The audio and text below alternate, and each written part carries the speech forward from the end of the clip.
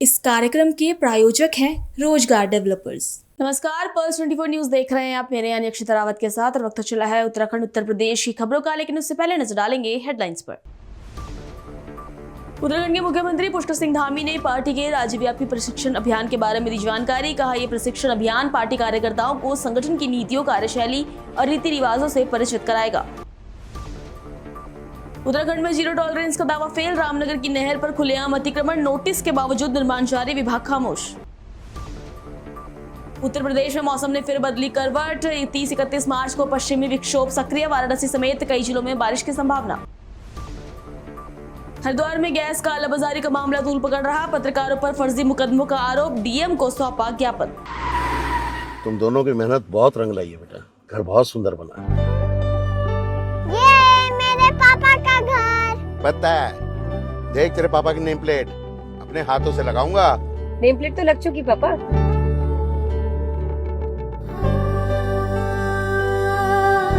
असल मेहनत तो आपने की है पापा, मुझे इस काबिल बनाने के लिए। वो जिंदगी भर किराए के मकान में रहे, लेकिन आज ये घर मेरा नहीं, ये है मेरे पापा का घर।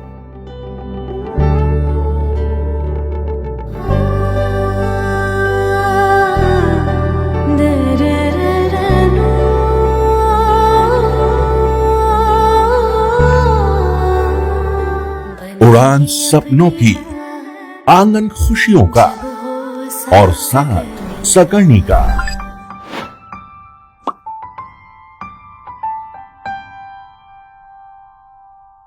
साठ वर्षों से आपके साथ मनोरंजन और संस्कार का संगम, जाह्नवी मैगजीन। चलिए अब देखते हैं खबरें विस्तार से।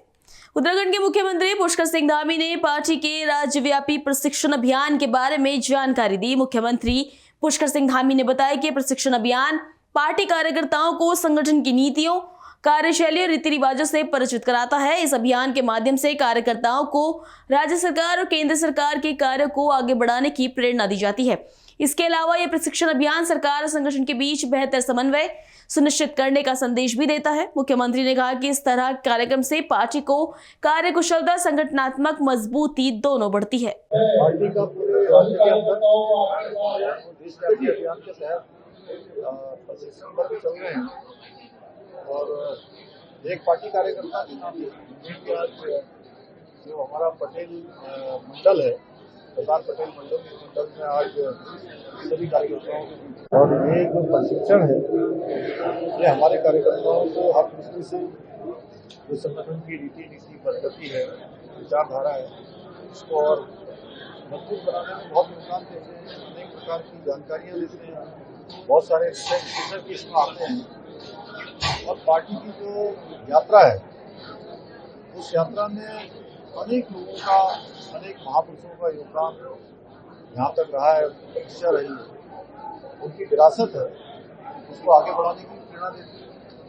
राज्य सरकार के और केंद्र सरकार के जो कार्य हैं उन कामों को आगे ले जाने की प्रेरणा देती है। साथ में संगठन सरकार के बीच में समन्वय बना रहे और लोगों की जो समस्याएं हैं, चुनौतियां हैं, उनका समाधान भी हमारे कार्यकर्ता इन प्रशिक्षण वर्गों में प्रशिक्षण लेकर कौशल से इनको भी समाधान भी ले जाते हैं। कांग्रेस पार्टी में कुछ चेहरे शामिल हुए हैं, पार्टी कह रही है कि इससे बड़ी मजबूती मिलेगी। आपने सर इसमें एक बात भी कही कि हमारा तो कुछ नहीं है, आप अपना माल समेट रहे हो, अच्छी बात है। नहीं, वो कुछ अखबारों में ये आ रहा था कि भारतीय जनता पार्टी के कोई नेता शामिल हुए हैं।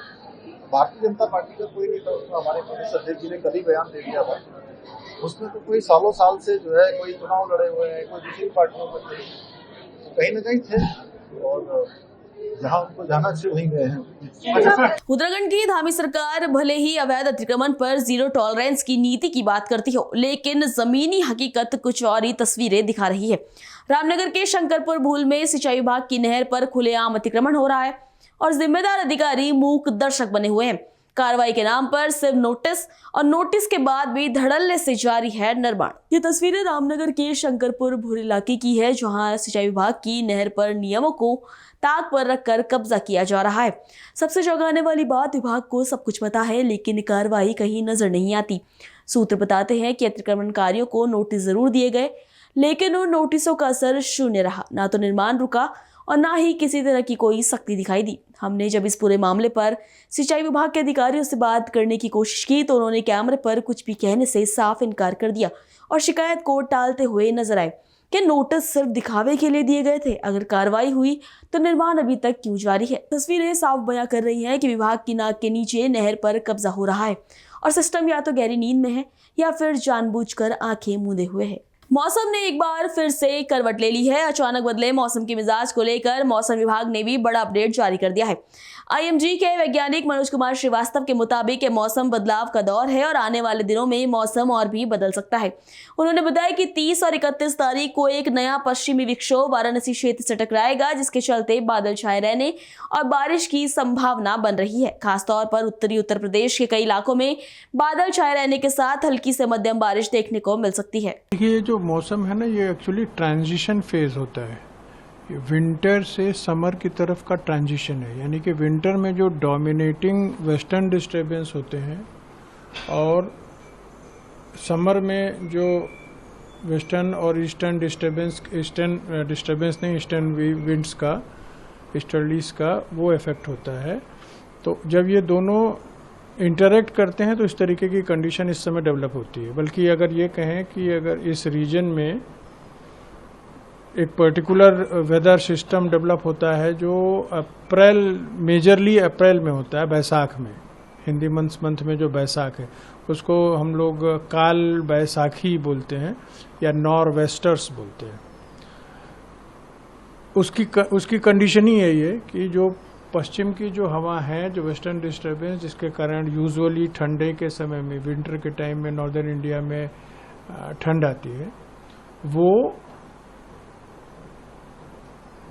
पूरब से आने वाली हवा से मिलकर के और इस तरीके का वेदर डेवलप करता है, जो कि एकाएक 2, 4, 10 घंटे के लिए डेवलप हुआ, उसने अपना एक्टिविटी किया और रिटर्न कर गया।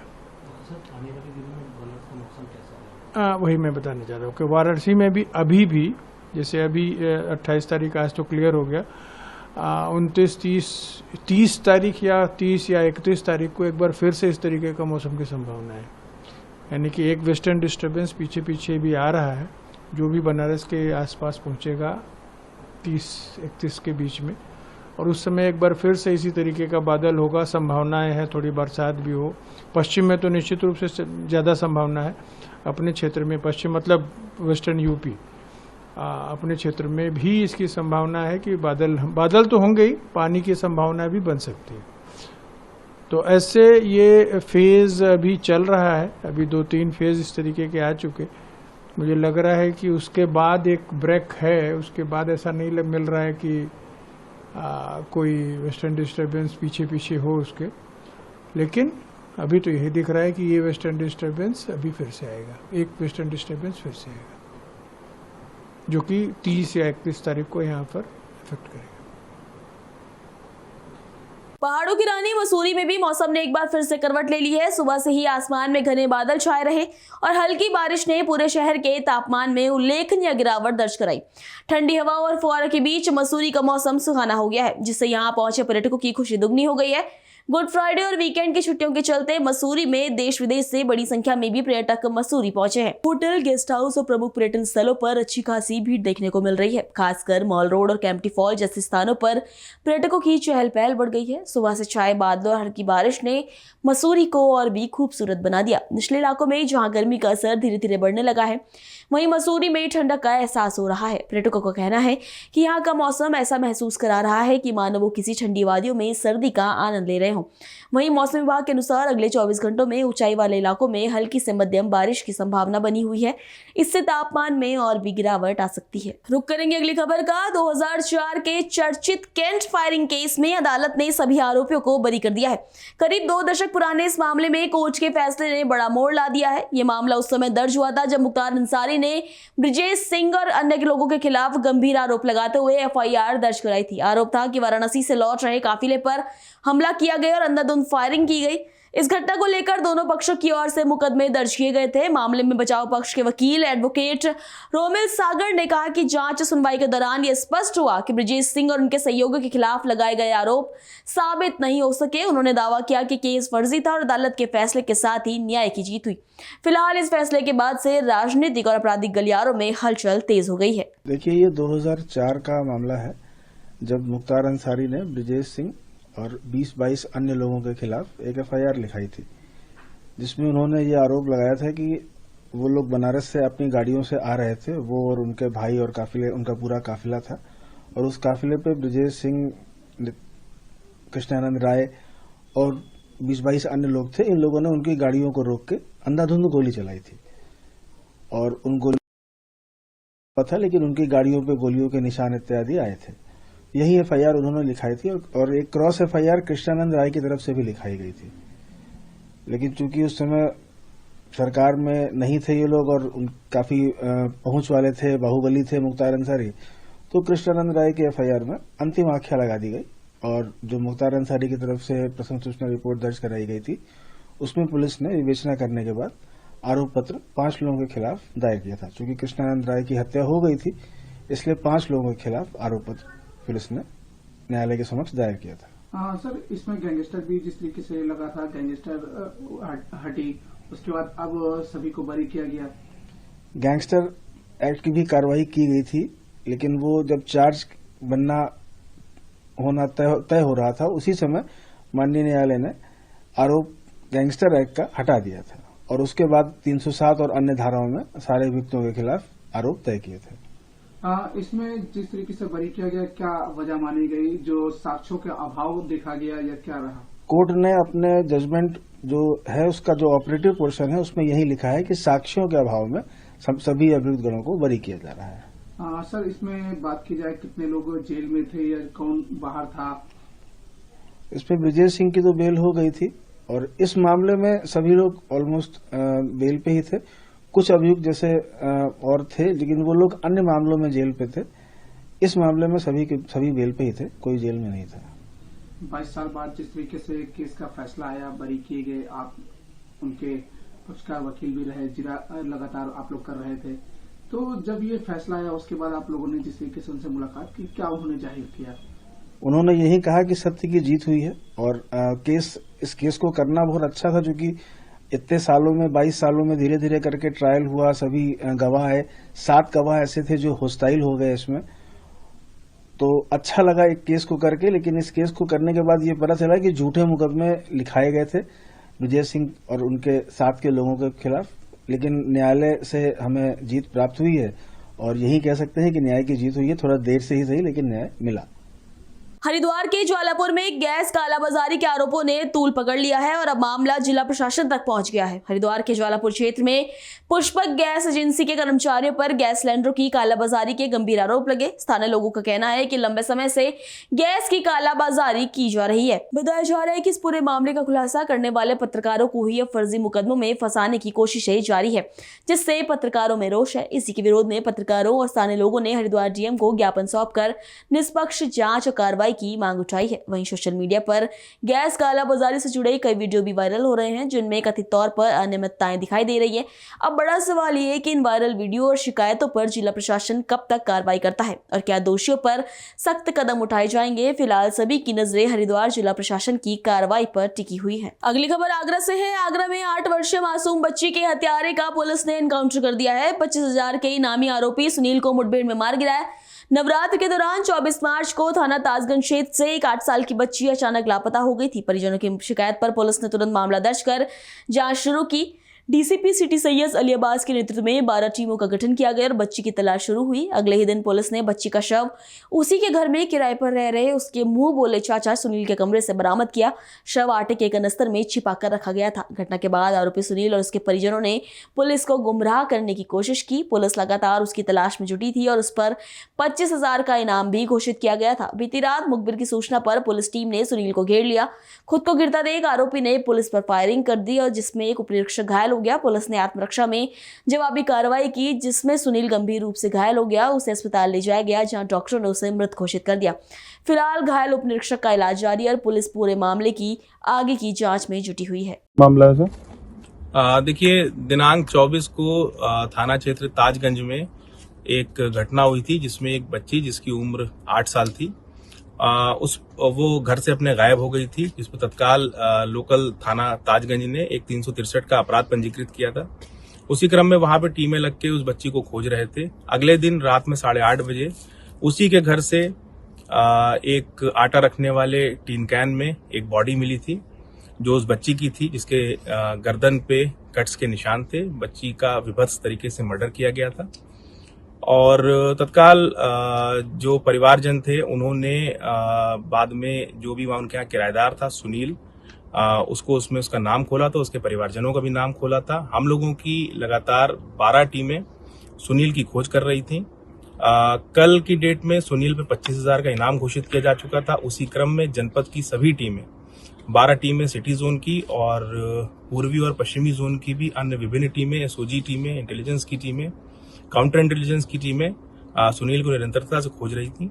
आज रात में करीब 3 बजे के आसपास थाना क्षेत्र बमरौली कटारा में जब उसकी खोज चल रही थी तो वहां पर एक सूचना प्राप्त हुई कि ये सुनील नाम का जो व्यक्ति है ये फिरोजाबाद जाने की फिराक में है और मुखबिर की सूचना पर यहाँ पे पुलिस ने घेराबंदी की। घेराबंदी करके जब पुलिस ने उसको रोकने का प्रयास किया तो उसने पुलिस की टीम पर कई फायर खोल दिए, जिसमें हमारा एक सब इंस्पेक्टर घायल हुआ है, उसको संबंधित अस्पताल में भेजा गया है। पुलिस ने भी जवाबी कार्रवाई में आत्मरक्षार्थ अपने आप को बचाते हुए सिखलाए हुए तरीके से काउंटर फायर किया है, जिसमें यह व्यक्ति सुनील घायल हुआ है। इसको भी अस्पताल भेजा गया है।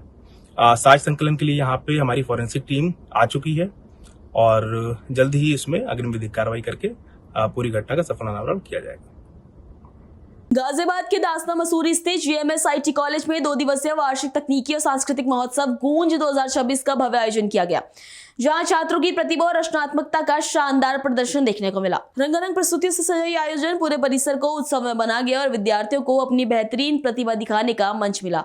इन 2 दिनों तक चले इस महोत्सव में छात्रों ने नृत्य, संगीत, नाटक, हास्य प्रस्तुति और फैशन शो के माध्यम से दर्शकों को मंत्रमुग्ध कर दिया। कार्यक्रम में कलाकृति प्रश्नोत्तरी, हैकाथॉन, प्रोजेक्ट एग्जीबिशन, व्यापार मेला, डिबेट, खेल प्रतियोगिताएं, रील मेकिंग और चित्रकला जैसी कई प्रतियोगिताओं का आयोजन किया गया, जिनमें प्रतिभागियों ने पूरे आत्मविश्वास और उत्साह के साथ हिस्सा लिया। मुख्य अतिथि के रूप में उत्तर प्रदेश विद्युत निगम के प्रभारी राजेंद्र सिंह और आरडी इंजीनियर कॉलेज के एचओडी कंप्यूटर साइंस विशाल उपमन्यु ने शिरकत की। उन्होंने छात्रों को प्रतिभा की सराहना करते हुए कहा कि ऐसे आयोजन युवाओं में आत्मविश्वास, नेतृत्व क्षमता और टीम वर्क को मजबूत करते हैं। क्या कार्यक्रम रहा है आज का? जो कार्यक्रम है जेएमएस आईटी और जेएमएस फार्मेसी कॉलेज के बच्चों ने मिलकर, ये हमारा एक एनुअल फंक्शन टाइप का है, टेक्निकल एंड कल्चरल फेस्ट है और इसके अंदर सारी प्रिपरेशन जो होती है वो कॉलेज के जो स्टूडेंट हैं वो प्रिपरेशन करते हैं और उनके गाइड और मेंटोर होते हैं उनके टीचर, जिनके अंडर में वो पढ़ाई करते हैं। जो सब्जेक्ट का टीचर होता है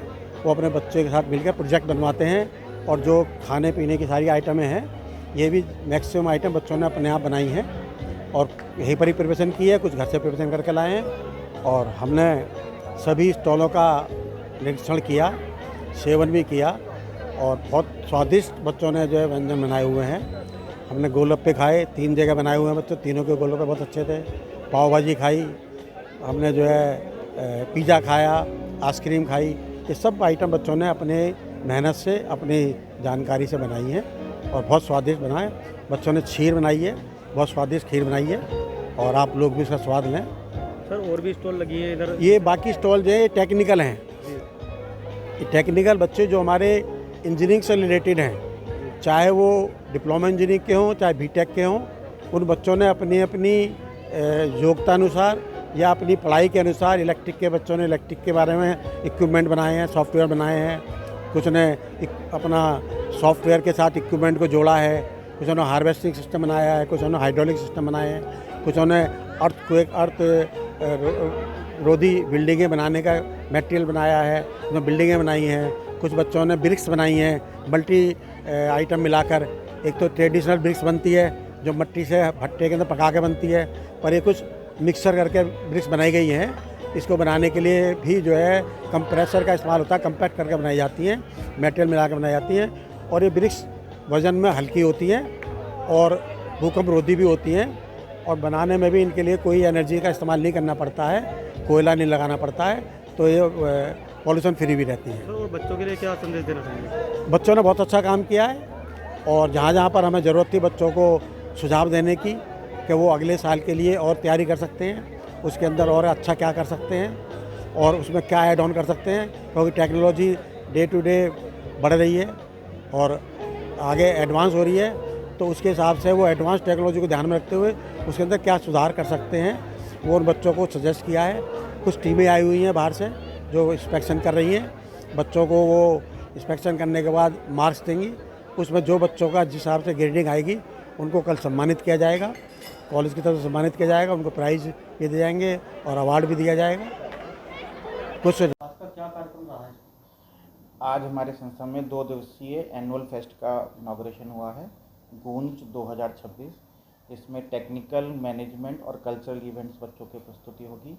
आज टेक्निकल और मैनेजमेंट इवेंट्स का था, जिसमें बच्चे जो हैं पूरे साल जो प्रोजेक्ट्स बनाते हैं अपने अलग अलग इंजीनियरिंग प्रोजेक्ट्स, उनको उन्होंने आज प्रदर्शनी में लगाया है। साथ के साथ मैनेजमेंट प्रोजेक्ट्स भी हैं, जो मैनेजमेंट के बच्चे हैं जो उनकी बिजनेस मॉडल होते हैं उनका प्रेजेंटेशन है। कंप्यूटर साइंस के बच्चे जो अपने कंप्यूटर के अलग अलग सॉफ्टवेयर बनाते हैं उनकी प्रदर्शनी है। साथ ही साथ फार्मेसी के और बायोटेक के जो बच्चे हैं उन्होंने अलग अलग प्रोडक्ट्स डेवलप किए हैं, जैसे कि हर्बल शैम्पू है, हर्बल फेस वॉश है, हर्बल इत्र है। तो ऐसे अलग अलग प्रोडक्ट्स उन्होंने जो हमारे ही लैब में डेवलप किए हैं उनकी उन्होंने प्रदर्शनी लगाई है। और अलग अलग गेम्स चल रहे हैं, क्विज कंपटीशन चल रहा है, डिबेट कंपटीशन चल रहा है, ऐसी अलग अलग जो है एक्टिविटीज़ बच्चों की चल रही है। और कल संडे को बच्चों का कल्चरल है, जिसमें बच्चों की नृत्य हो गया, संगीत हो गया, नाटक हो गया, फैशन शो हो गया, इन सब की बच्चे अपना जो है प्रदर्शनी करेंगे, अपना जो वो है उसको दिखाएंगे। अभी के लिए इतना ही। खबरों के लिए बने रहिए पल्स 24 न्यूज के साथ। नमस्कार। इस कार्यक्रम के प्रायोजक थे रोजगार डेवलपर्स। तुम दोनों की मेहनत बहुत रंग लाई है बेटा, घर बहुत सुंदर बना है। ये मेरे पापा का घर। पता है, देख तेरे पापा की नेम प्लेट अपने हाथों से लगाऊंगा। नेम प्लेट तो लग चुकी पापा।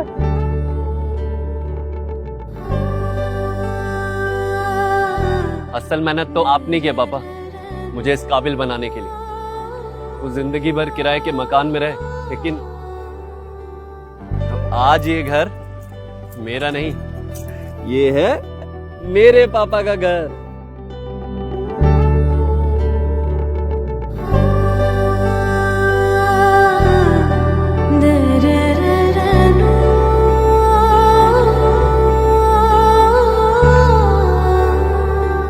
उड़ान सपनों की, आंगन खुशियों का और साथ सकर्णी का।